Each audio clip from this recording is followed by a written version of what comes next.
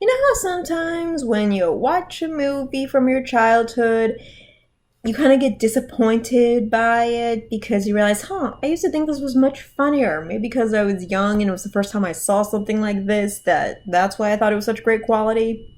Yeah, that's happened. I can name two times that hasn't happened to me where I see something and I think it's just as good as quality when I was young and when I was older. The other one was Porco Rosso. It is a Studio Ghibli movie.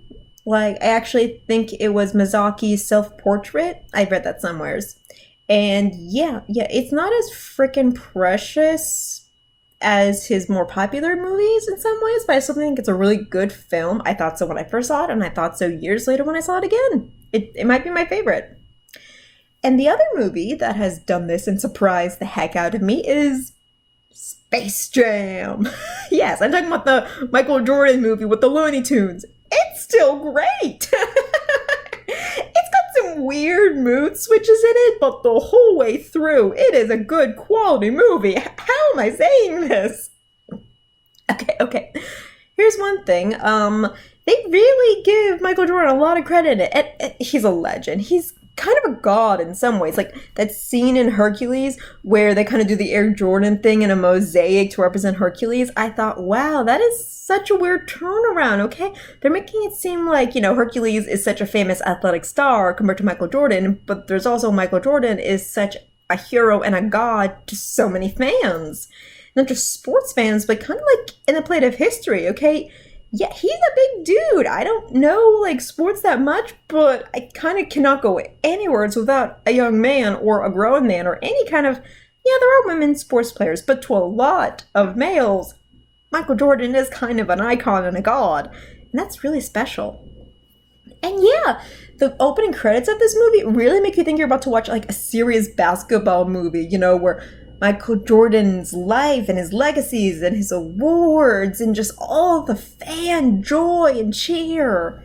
Yeah, that's all real. And then it's like, hey, I'm going to switch to baseball. He says this in like a press conference in the movie. And then, yeah, the movie reminds you it's going to be like a soft-hearted comedy where he's playing baseball, he's not doing great, but everyone on like the baseball diamond is being so nice to him. It's so crazy.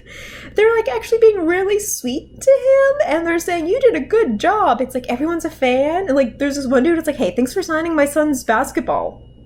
Okay, it's like, Michael Jordan, everyone loves you, which is why they don't want to say you're a terrible baseball player. I don't know if that's true in real life, but I could absolutely believe it. I mean, the man's a god of basketball legacy and such, so why? Apparently his dad was a fan of it, which is sweet. And I guess you're allowed to like other sports, dude, but why? Oh, and what's funny is that Michael Jordan is not some spoiled celebrity. It is portrayed in the movie that, yeah, he notices that people are just being nice to him, but he's too polite and he doesn't want to be ungrateful to really, point that out. Like, stop patronizing me because, yeah, it's sweet. It's nice. I think Wayne Knight's character is super annoying in this. I feel like he wasn't before, but I kind of love Wayne Knight. He's kind of been a veteran of TV and movies my whole life growing up, so God bless him for what he has to take. Yeah. Oh, and then let's get to the Looney Tunes. I'm talking about Bugs Frickin' Bunny. Legend. Icon in his own right. Okay, Looney Tunes are a very important staple of American animation. And they're funny. They are a part of a time where, yeah, cartoons were not afraid to be violent and sarcastic and even joke about suicide. I'm not saying it's the glory days, but it is foundation. And yeah, I do not watch many Looney Tunes these days, but wow, Bugs Bunny is the saltiest rabbit ever. Oh, like I think I said it out loud. Oh my God, Bugs Bunny is sarcastic as F. And like the person next to me is like, yeah, where have you been? I was like, oh my God, Bugs, you're like the hero I want to see. Why are there not better movies of you? There have been a couple of remakes of like the Looney Tunes franchises since their glory days, but yeah, nothing is good. I kind of want to see Looney Tunes Unleashed now, but I won't. This is about Space Jam.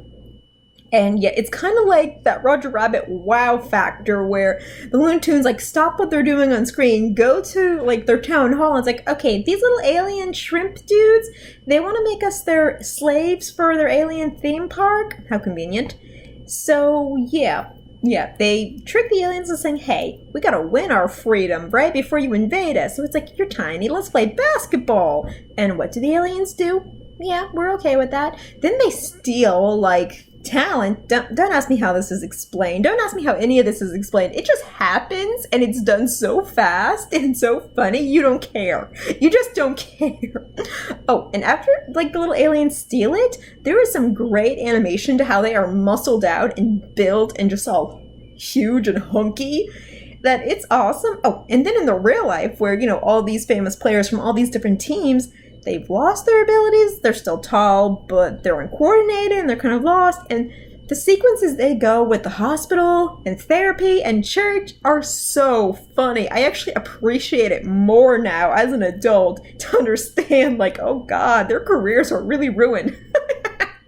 Oh God. At one point, they go to a fortune teller and she's like, I see Michael Jordan and the Looney Tunes. You're like, okay, we're getting out of here. That is so funny.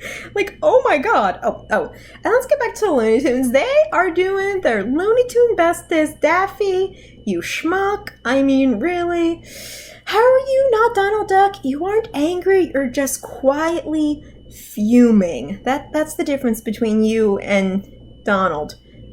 Daffy, though. You and your back and forth between bugs, I really think you're buddies. I really think you're secretly lovers. It's so easy to watch you guys. You make it so delightful. And everybody else in the background is kind of just doing their thing, alright?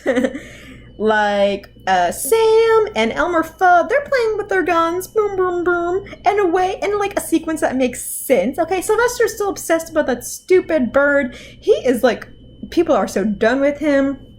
Personally, my favorite Looney Tune is Foghorn Leghorn because he's like, I say, cut that out, boy. The rooster's my favorite. He will always be my favorite. Cut that out. I do dislike that remark. When someone called him chicken. No, I do resent that remark. Oh God. Like, and Michael Jordan, he just kind of goes with it again because he comes off as this really nice person. It's like, he might as well. He doesn't want to see the Looney Tunes be bullied by these big monsters.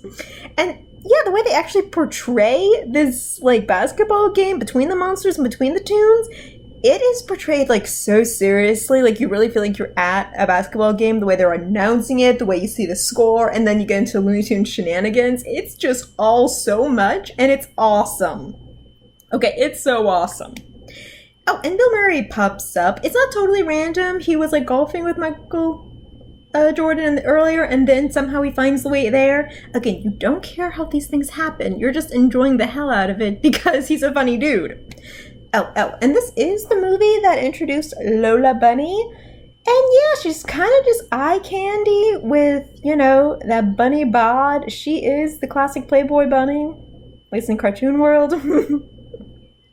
And that's hilarious. And yeah, at first you're like, ugh, she's kind of just like that flat love interest for Bugs who happens to know how to play basketball. That's dull. But Looney Tunes needed more females other than just Granny. And yeah, it is funny how, years later, her character has been expanded and remaked. I think I actually remember one, like, random, like, Looney Tune movie where even though she was, like, just playing a reporter, she was playing a basketball, like, in the set. And that's perfectly fine because I feel like, God, what's that name? Yosemite Sam, the little Texan dude with the mustache and the hat. I feel like he will always have a gun on him for some reason. Oh, that's funny, man. That's so funny. So, yeah, there's a lot of great to this movie. I think this is a movie that will last through times. Even if you didn't really, watch Looney Tunes growing up, watching this movie, you'll get a hint about what they're all about and what makes them lovable. So, it's a crazy movie, but it knows who it is, and it still has a lot of great integrity, so it's fantastic. If you have never seen Space Jam, I don't think you need to, because it explains their characters well enough that it's enjoyable. It's a hell of a ride. I love this movie. For years, they talked about making a Space Jam 2. I haven't seen it yet, but let's just see. Let's just wait and find out. If they ever make it, I don't think it'll be the same, but I hope to God that they do the fans right and make it as good. Half as good. That'd be nice. Amazing.